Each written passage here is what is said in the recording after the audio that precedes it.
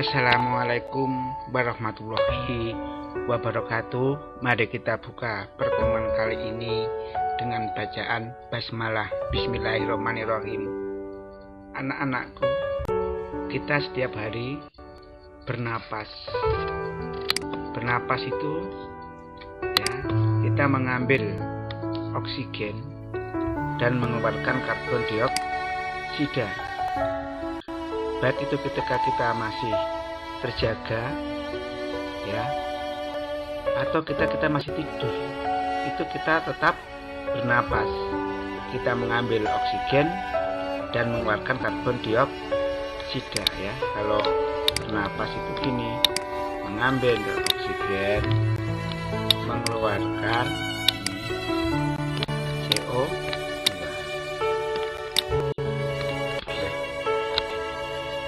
Di sini Bapak akan membicarakan tentang mekanisme pernapasan.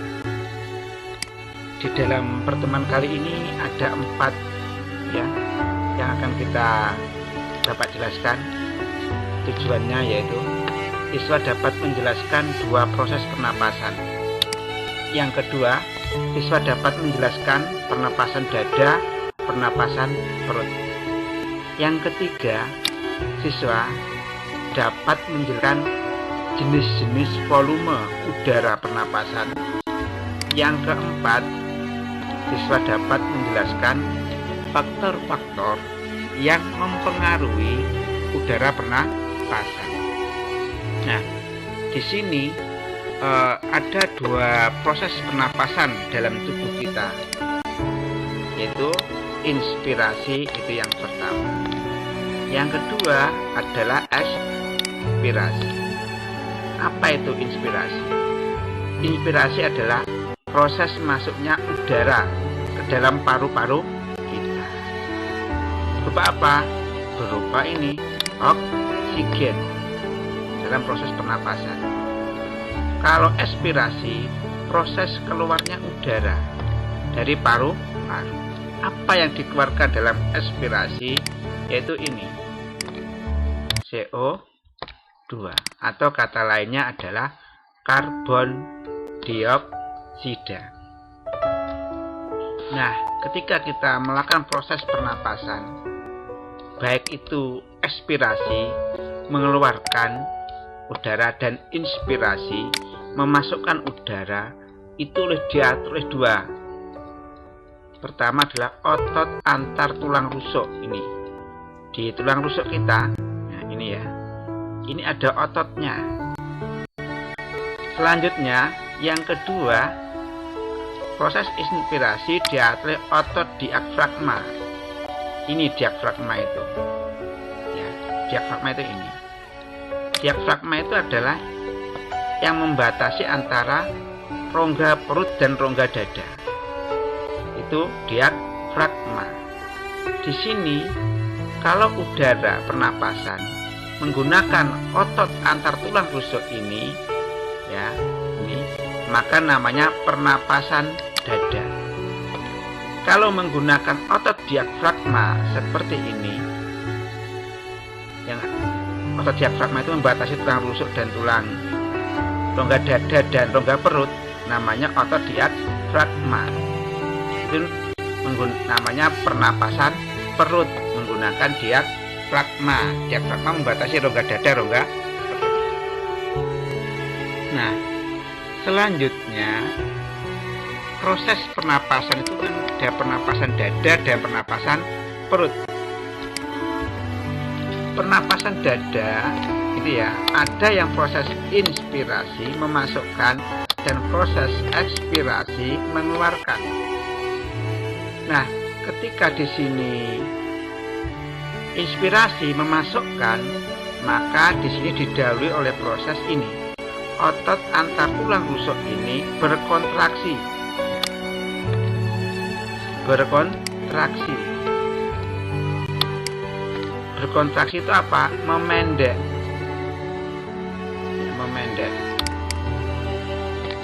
Menjadi lebih pendek.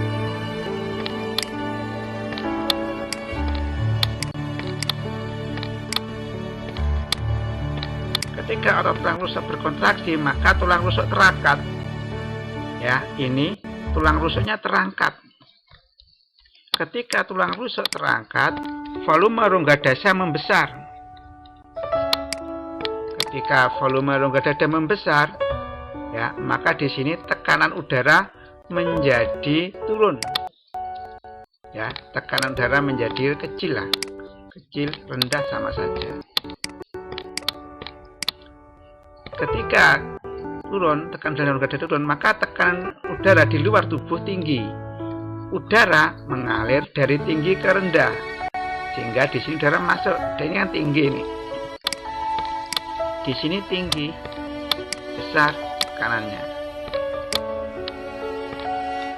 Ya, maka di sini udara mengalir dari tingkat tinggi ke rendah, tinggi kecil. Maka di sini akhirnya udara masuk ke sini, memasukkan oksigen. Kalau ekspirasi itu adalah mengeluarkan, keluar. Lain dengan inspirasi itu masuk, keluar. Ketika keluar di sini, ya, maka otot antar tulang rusuk relaksasi, memanjang. Ketika memanjang, tulang rusuk turun. Tulang rusuk turun, rongga dada menjadi kecil, mengecil rongga dadanya. Akhirnya apa? Ketika rongga dada mengecil, tekanan udara di dalam dada itu menjadi naik. Ketika tekanan udara di dalam dada naik, maka tekanan udara di luar tubuh turun. Akhirnya apa? Ingat, udara dari tinggi ke rendah mengalir dari dada kita sini ke sini, ke yang lebih rendah. Maka terjadilah ekspirasi, udara ke luar. Itu pernapasan dada yang menggunakan tulang rusuk. Selanjutnya pernapasan perut.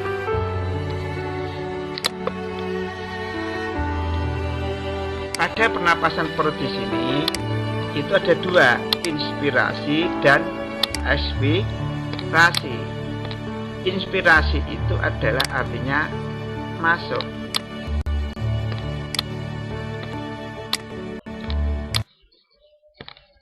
Ekspirasi itu artinya keluar. Nah, itu bagaimana? Pertama, otot ini diafragma ini berkontraksi, memendek.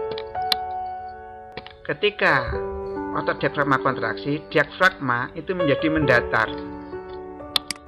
Karena diafragma mendatar, maka yang terjadi rongga dada ini membesar. Ketika rongga dada membesar, tekanan udara di paru-paru menjadi kecil, rendah. Akhirnya tekanan udara di dalam tubuh tinggi. Ingat, udara mengalir dari tinggi ke rendah, sehingga di sini udara masuk ke sini, membawa oksigen. Kalau ekspirasi keluar, otot diafragma relaksasi, memanjang, pulih kembali. Diafragma itu melengkung ke atas. Akhirnya rongga dada menjadi kecil, mengecil. Ketika rongga dada mengecil, ya, apa yang terjadi? Tekanan udara di dalam paru-paru menjadi tinggi. Tekanan udara di luar tubuh menjadi rendah. Akhirnya udara keluar dari tinggi ke rendah.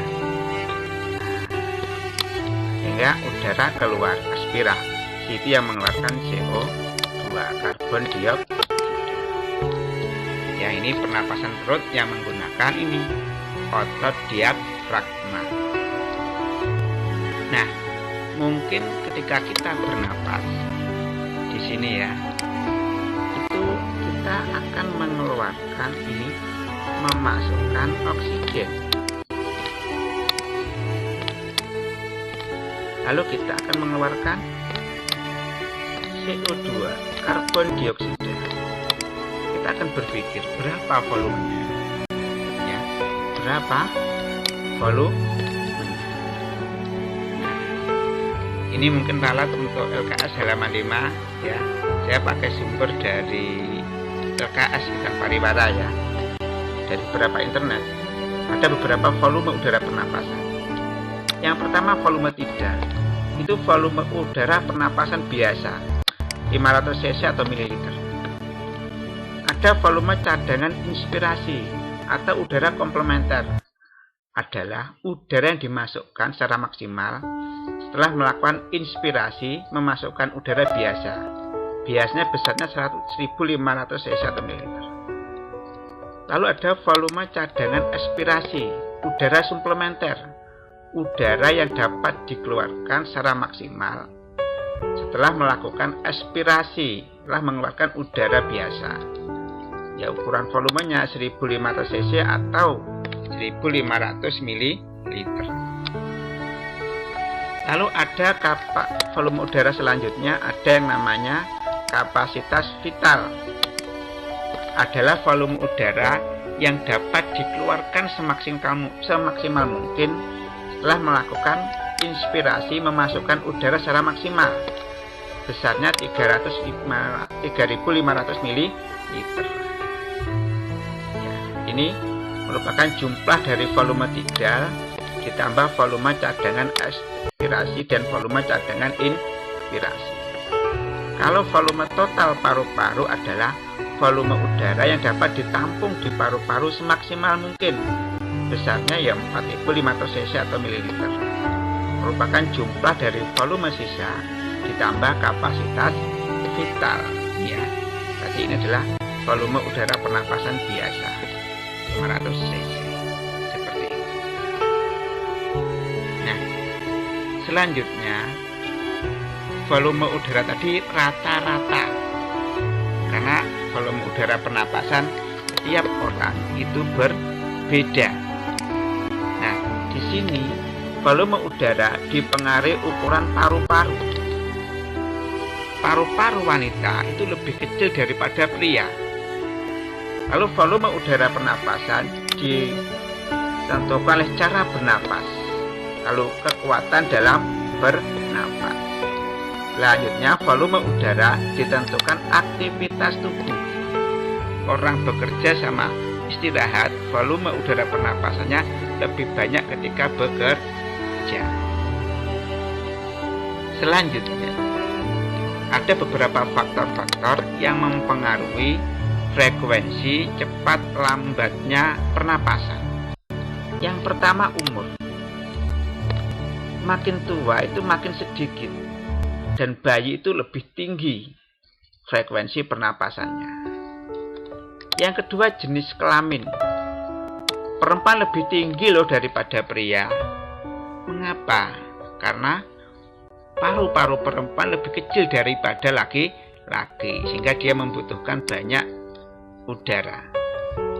Suhu tubuh. Ya, makin tinggi suhu, makin tinggi frekuensi pernapasannya. Posisi tubuh. Ketika kita berdiri, volume pernapasan lebih tinggi daripada duduk atau tidur atau terbaring. Ya, mari kita tutup pertemuan kali ini dengan bacaan doa akhir majelis. Subhanakallahumma wa bihamdika asyhadu alla ilaha illa anta astaghfiruka wa atubu ilaik. Sak bejo-bejone wong kang lali isih bejo wong kang eling lan waspada lan urip tansah nglakoni poso lan tapa rami agar hidupmu tentrem dan kita bisa mempersiapkan diri mendapatkan panggilan Tuhan yang terakhir kalinya. Wallahu muwaffiq ila aqwamit thoriq. Wassalamualaikum warahmatullahi wabarakatuh.